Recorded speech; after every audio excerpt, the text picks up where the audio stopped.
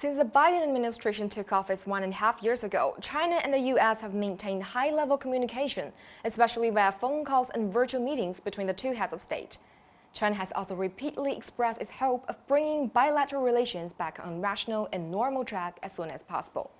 However, there has been little improvement as China-U.S. ties have continued to stagnate or even worsen. U.S. Secretary of State Antony Blinken once again elaborated on the country's policy toward China, calling China the most serious long-term challenge to the international order. This is not conducive to the development of bilateral relations. As far as I'm concerned, in order to steer China-U.S. relations back on track, the following aspects are of paramount importance.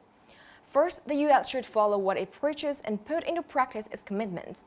The Biden administration has made a series of commitments regarding China-U.S. relations, some of which Blinken reiterated in his speech on China policy. For example, the U.S. claims that it is not looking for conflict or a new Cold War, and that it does not seek to block China from its role as a major power, or to stop China from growing their economy. Unfortunately, the Biden administration's practice ran counter to its commitments. As the Chinese saying goes, a promise is worth 1,000 ounces of gold, which means that keeping promises speaks volumes about a person's character. The same is true for nations. We hope that the Biden administration can take concrete actions to honor its commitments. Second, more efforts are needed to strengthen functional communication, exchange, engagement, and cooperation between the two sides. China-U.S. relations involve various aspects, such as politics, economy, military, culture, education, and people-to-people exchanges.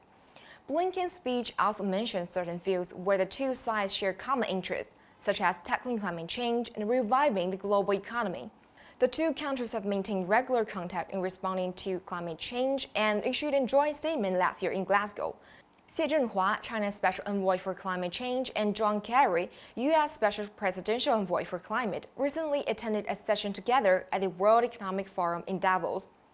We need to keep up the momentum and make such engagement an example for bilateral cooperation in other fields. Third, the One China principle is the political foundation of the relationship between China and the U.S. This has never changed since the two sides normalized relations in the 1970s.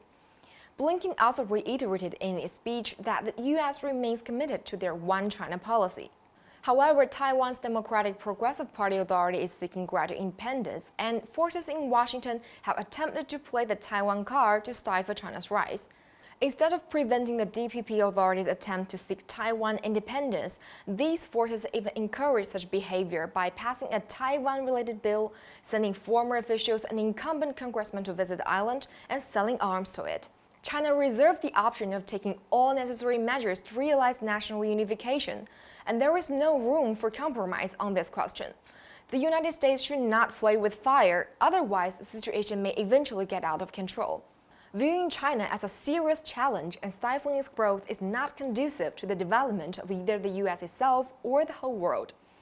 Benign competition, inclusive cooperation, and common development are China's consistent stances and are integral to the development of international relations. Thank you for watching. I'm Xiu Yi in Beijing.